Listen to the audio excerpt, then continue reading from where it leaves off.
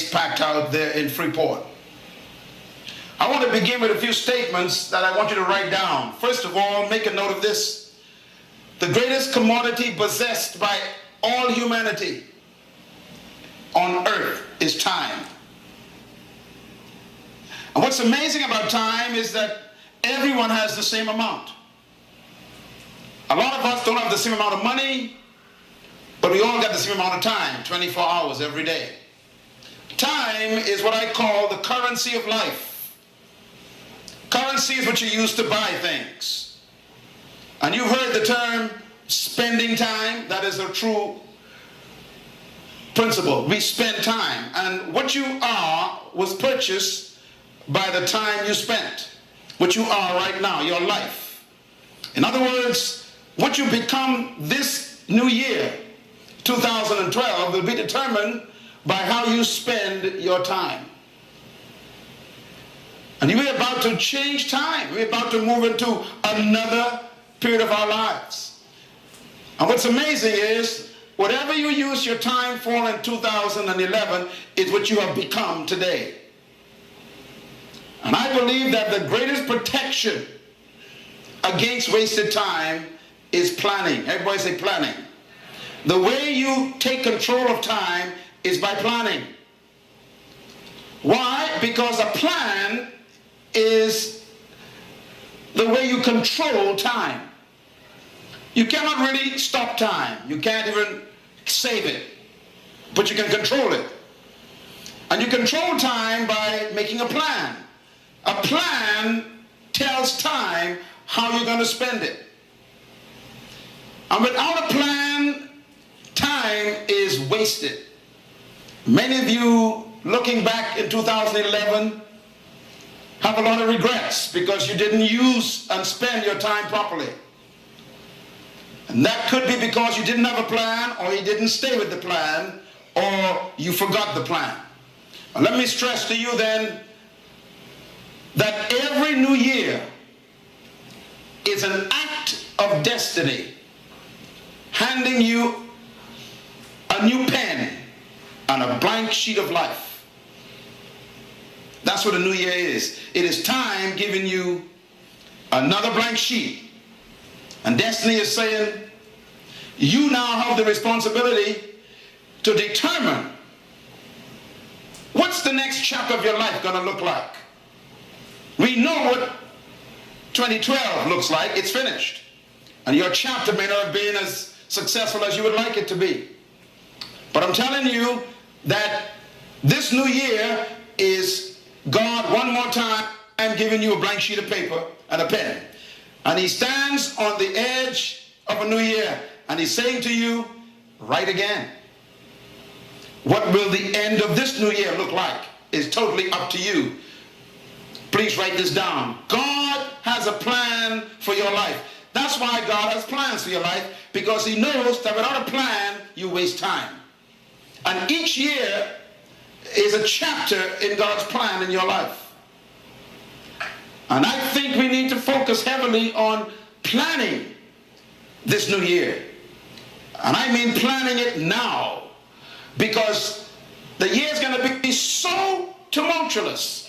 It's going to be so chaotic that if you don't have a plan for 2012, the winds of change are going to batter you left and right. Some of you are actually going to lose your mind. You're going to lose your sanity. You're going to lose your marriage. You're going to lose your homes. You're going to lose your cars. You're going to lose your health if you don't get yourself lined up with God's plan. Here's a statement I found very important in the book of Jeremiah when I was 13 years old. And that still controls my life today. Jeremiah chapter 29 verse 11 says, "For I know the plans that I have for you. Plans, declares the Lord, to prosper you and not to harm you. Plans to give you hope and a future." Then, when you have a plan, you can call on me. That means don't call on me unless you get the plan right. Why? Because when you call on me, you're going to call on me according to the plan to do what I said I plan to do for you. And then I will listen to you. That means if you ain't got no plan, God ain't listening.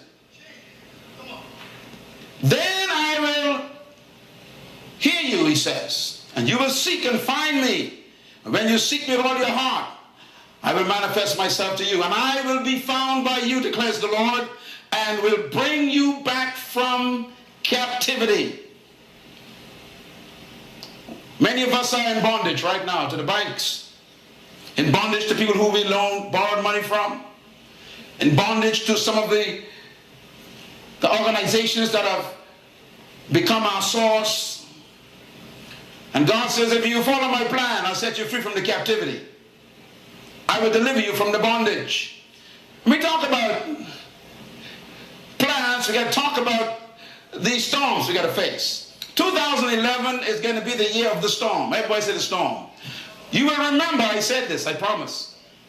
In April, it's going to be so stormy for some of us. You're going to remember, I remember what Dr. Munroe says that night, that there will be some storms. In September, there are going to be some other storms. And I tell you prophetically that the hurricane season and the stormy season of life is about to hit us. What I like about this statement, hurricane season, and we use it here in the Caribbean, but I like it because that means that it's not permanent. Matter of fact, stormy seasons means that storms come and storms go. A hurricane is a storm. A storm is a crisis. Let me define a storm for you. You want to write this down. A storm is a temporary convergence of natural currents and the elements reacting to and affecting the environment, impacting the normal course of life. That's a storm. Let me repeat it because you're going to feel this all year in 212.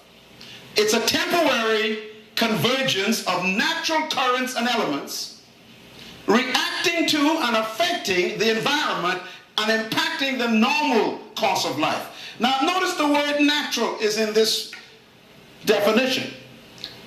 Another definition, a storm is a collision of known elements in the unexpected ways. In other words, a storm is the testing of tradition by the unexpected. Storms are natural. They are the convergence of natural things that are already present. Storms don't get anything from outer space. Whatever hurricane is came right from Earth. A tsunami is from Earth. A cyclone is from Earth elements. A hurricane is wind and water and heat. They're always here. We like the wind when it cools us down. We like the water when it gives us drink. We like the rain when it brings life to the plants, but when they converge in a unique way, they can kill us. In other words, a storm is always the natural elements working together in a unique way. That means that storms are not foreign. So what do you do when everything you trusted in collapses in a storm? How do you prepare for a sudden change in your life? And how do you recover when life hits you on the blind side? And some of you know what that feels like. What do you do after a lifetime of hard work and dedication and commitment and loyalty? How do you change your vocation and skills suddenly when they release you from your job? When all your skills that you learned, they don't need anymore. What do you do when the rug is pulled up from under you, as we all know is happening to so many people? How do you face the family you once left behind to go back home because you couldn't pay the rent and the mortgage and you have to go live with your parents again? How do you deal with these kinds of issues? And many people sitting in this auditorium today and the thousands watching this program, they will tell you that they've had this experience this last year. I'm telling you, it's going to get worse in 2012. I look at the people in Grand Bahama watching this program today. Could you imagine 2 days before New Year's, they are released from their jobs? It couldn't get no worse than that. But there are people sitting here who have gone through and are going through terrible things. But what I like about life is God says that as long as the earth endures, there'll be seed time and harvest and cold and heat and summer and winter, and there'll be day and night, and these will never cease. Everybody say day. Everybody say night. Everybody say summer. Everybody say winter. God says as long as the earth remains, there will be seed time and harvest time. There will be be some dark nights, but there will be days coming afterwards. There will be winter, it'll be cold, but I promise you, he says, there will be summer. Give God a hand for some hope in life. Ezekiel chapter 34, God says, I will bless the people and the places surrounding my hill. Watch it. I will send you down showers in season, and there will be showers of what? Blessings. Take a deep breath. Some of you have been going around believing that God's going to bless you all the time. But according to that statement, God said you're going to get blessing all the time. Oh dear. Blessing comes how? Read it out loud. Come on, be honest. In season. Some of you are in a season of plenty right now. Others broke. But let me tell you something about seasons. If you broke now, I guarantee you can't be broke forever. It's just a season of brokenness. Is that a new word? If you're sick right now, that's a season of sickness. Use your faith and say, God, I'm going to make it through this season. On the other side of this sickness is good health and good, strong body. There'll be showers of blessing in what? Seasons, he says. In other words, seasons are controlled by God. That makes me very comfortable. Because whether it is raining or sunshine, God is in control. Write this down, please. The greatest blessing in life is that life is seasonal. Ecclesiastes 3 says, to everything there is a season, and to every purpose there is only a time under heaven. In other words, everything is seasonal. That means that no matter what you go through, it cannot last. Seasons are important because seasons guarantee change. Seasons give hope. Nothing remains the same in a season. Seasons are always temporary, and the key to life is outlasting the season.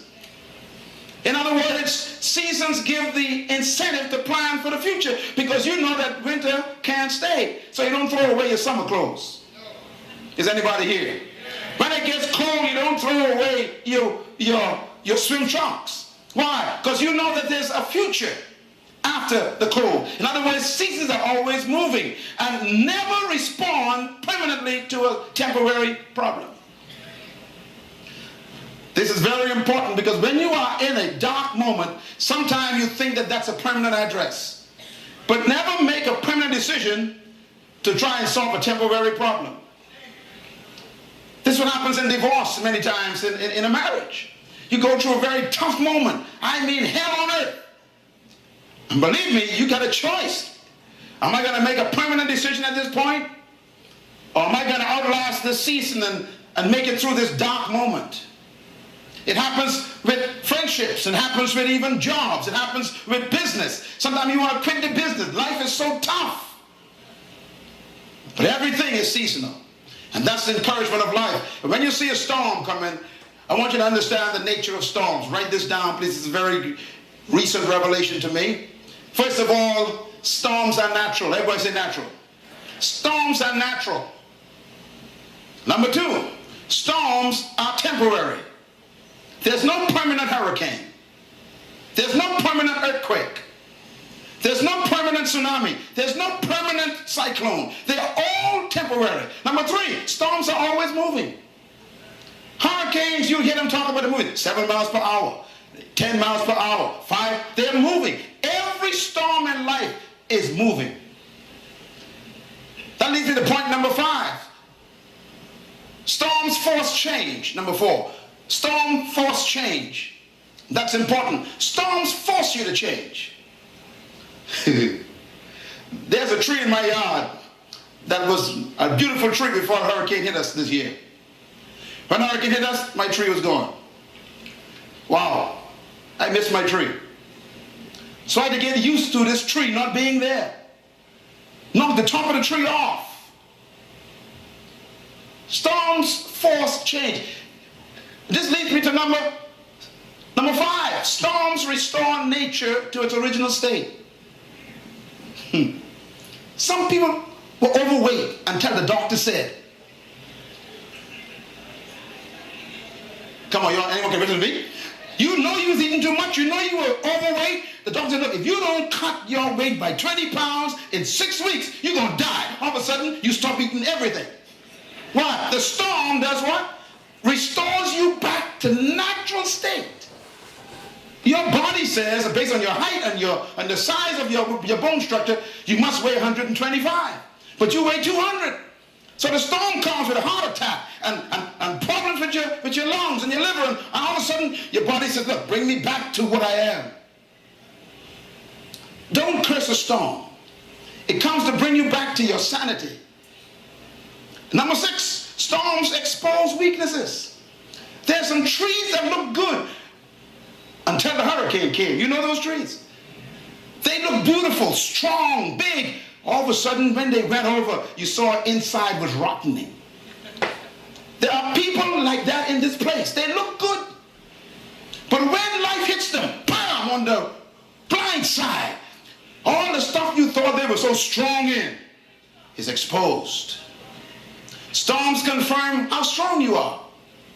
No matter how much you claim you got faith, storms will test whether you got it or not. Storms reduce you to God again. That's why storms come. They come to reduce you back to God. Some people come so proud, they make so much money, they got all this stuff, all of a sudden, bam! God says, thank you very much. A storm comes to bring you right back down to God. Number 9, storms restore true value. I heard that testimony tonight of a gun that someone had. And they called for the most valuable thing in their life. Half of the things you got, you don't use. The other half, you don't want. One pillow, one plate, one fork, spoon, knife, a pot, and some food. That's it. You don't need a TV in every room. You don't hardly be home to watch them anyhow. Come on, let's talk about this for a minute. You see, a storm will come to tell you what's valuable again, like your spouse and your children. I heard a man who was sick this year. I spoke to him yesterday. He says, Doc, I'm home with my children. He said, you don't understand. I was close to dead door in October. And I promised God this Christmas I ain't going nowhere. I can kiss my grandchildren again. I can talk to my son again. And he's 35. I'm going to have some time with my daughter and she's 42. Why? They are valuable to me all of a sudden because I was almost dead. A storm will bring you back to what's important. Don't curse a storm. And in 2012, God's going to bring you back to what's important. And number 10, write it down. Storms remind us of our mortality. Storms will tell you you're going to die. Some folks just escaped death in a storm. You are sitting here today, some of you, by the grace of God. I mean, what you went through in 2012, in 2011 rather, you was at death's door. And you are still standing. A storm will just remind you that you ain't all of that. That's why every time I meet somebody who's proud, I tell myself, Dad will take care of that. There's some folks who think they don't need nobody. Don't worry about that.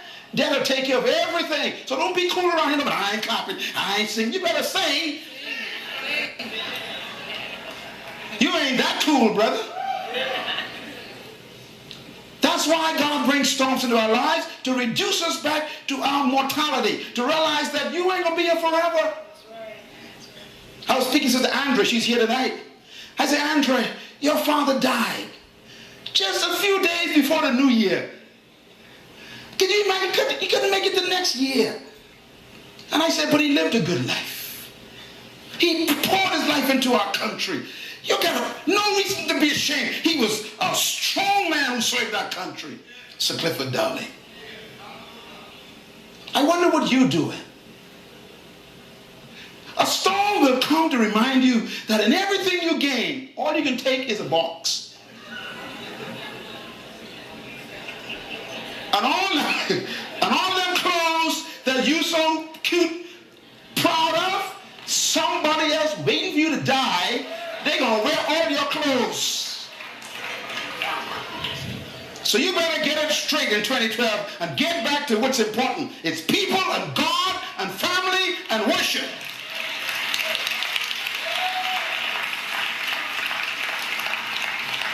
Number 11, write this down. Storms deflate pride. There's some folks in here who you know. They never used to speak to you, you know. But they're speaking now. Why? Job gone, life gone, car gone, bicycle gone, everything gone. All of a sudden they want to be high, high, high. Storms will reduce you from your pride. Tell your neighbor, stay humble. And number 12, write this down. Storms point you to God. They take you back to divinity. I heard on CNN today, the weatherman came on. He said, you know, 2011 was a horrible year for the world in natural disasters. And then he said at the end, I wonder if man will ever be able to control nature. Never. Never. That house that you spent all that money on, one hurricane. Roof gone. Where that roof gone? Gee, Lord, the roof gone. Life is that fragile. And that's why 2012 must be a year that you learn how to handle storms. Write this down. The 10 purposes for a storm. What's the reason for a storm? Number 1, they come to restore natural balance. Number 2, they come to cleanse the environment. Number 3, they come to remove pollution. There's some people in your life that storms will get rid of. Some folks only hit you because they got money now, you know. But when your storm of brokenness hit you, everybody gone. And you find out who your true friends are. Everybody clap right there. You know what I'm talking about. All of a sudden they're gone. I call them pollution. Every time a hurricane leaves the Bahamas, the air is pure. The wind is clean. The water is beautiful. Why? Because hurricanes come to clean out pollution. Number 4, storms come to expose decay. Number 5, it comes to test your strength. Number 6, it comes to maintain humility. Number 7, storms come to reduce life to the essentials. Number 8, storms come to test your foundation. A lady said to me the other day, she said, Pastor Myles, my light been off for 5 months. I said, what? She said, yep. And she said, I finally got back to getting used to lamp and candle. I said, my dear. She said, don't feel sorry for me. I forgot what it felt like to read by a kerosene lamp. God will send and allow storms to bring you back to the essentials. Don't curse the storm. Number 8, storms come to test your foundation. Number 9, they come to test your building code. Oh my Lord. Oh my Lord. There are a lot of homes in the Bahamas that didn't build by the code. Y'all know some of them. And when hurricanes come, hurricanes expose them right away. They're the first ones to go. Well, your life is that way. If you ain't built by God's code, when the storms of life come, we see you exposed. And number 10, storms come to give you a key. What's this key? I found the key. Matthew chapter 16 verse 19 says, I will give you what? The keys of the kingdom of heaven. Whatever you bind on earth will be bound. Whatever you loose on earth will be loosed in heaven. And then he says, I will give you the secrets of the kingdom of God. Only you will have the secrets to be able to control the environment on earth. He's talking about kingdom people. Let's talk about one of these keys that I want to just share with you today. Matthew 7 says this, therefore everyone who hears these words of mine and puts them into practice is like a wise man who built his house on what? The rock.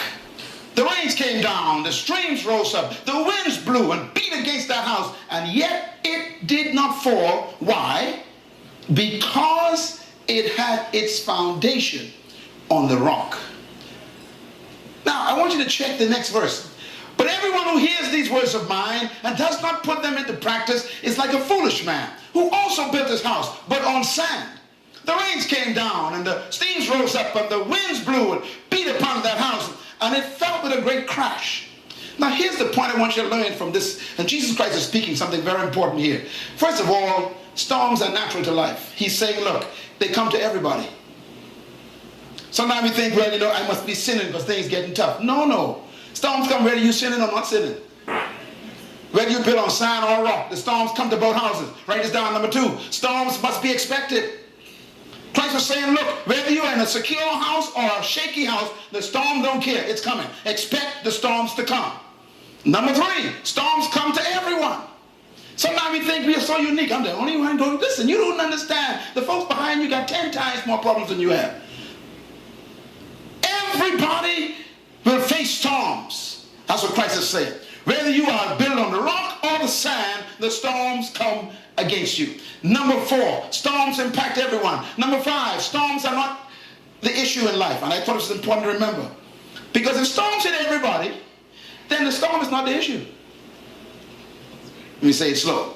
If the storm hits everybody, then the issue in life is not storms. Don't worry about the storm. It's coming anyhow. You got to focus on something else. In other words, storms come to expose what you built on. So the most important thing in life in 2:12 is not how many storms are coming. You got to focus on, am I built in the right way? In other words, the structure is more important than the storm. That's why God brought you here tonight. He brought you here to tell you that there are going to be a whole lot of storms more frequently in 2012. But I'm going to give you the key. He says, the key to rising above the storm of life is to secure your building code, your foundation, and your material that you built out of. I have no fear of storms. No fear of anything in 2:12. Why? Because it ain't the storm that's the problem. It's whether I am built on the right foundation and got the right material and got the right code. If you don't have the right stuff, he says there will be a great crash. You'll fall apart. In other words, you are never remembered by what you avoided in life. You are remembered by what you were survived. Never trust the person who has been through no storm. I will never forget when I read Bill Gates' book. I will never forget it. They asked Mr. Gates, how do you, they said, what's the secret to your success in Microsoft? He said, the managers. They said, how do you hire managers? He said, well, I interview them myself. They said, what's the process? He says, well, I interview managers and I ask them the basic questions. He said, but there's one question I reserve at the end. And if they get this right, I hire them. If they get it wrong, I don't hire them. They said, what's the question? He said, the question I always ask them is this. Have you ever failed before? Have you ever made a mistake? Have you ever had a collapse in your work life? He said, if they say no, I don't hire them.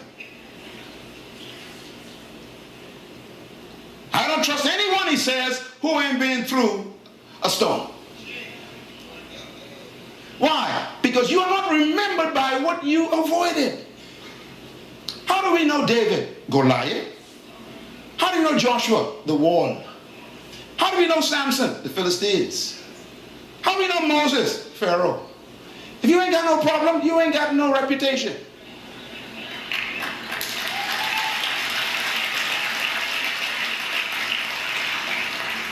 What made Mandela famous? Jail. What made Martin King Jr. famous? Jail and hoses and dogs. Listen, why don't you give yourself a great opportunity to become famous next year? Invite some storms to come into your life and show them how bad you are. Just show them I'm going to stand, and after having done all, I'm going to stand. Never trust a person who ain't survived nothing. Everybody can brag, but few of them can testify. Let me tell you something about the eagle. The eagle is the only bird that looks for storms. And it's the only bird that God identified with. The eagle is a strange bird, and he's the king of birds. Here's why. Number one, the eagle is the king of birds because the eagle understands storms. Thirdly, the eagle looks for storms. It's the only bird that looks for storms. In the desert, you see an eagle gliding high looking for storms, sandstorms and cyclones. Why? Because the eagle welcomes storms. Why? Because the eagle flies toward the storms when he sees it. Now, why would you do that? The answer is very simple. The eagle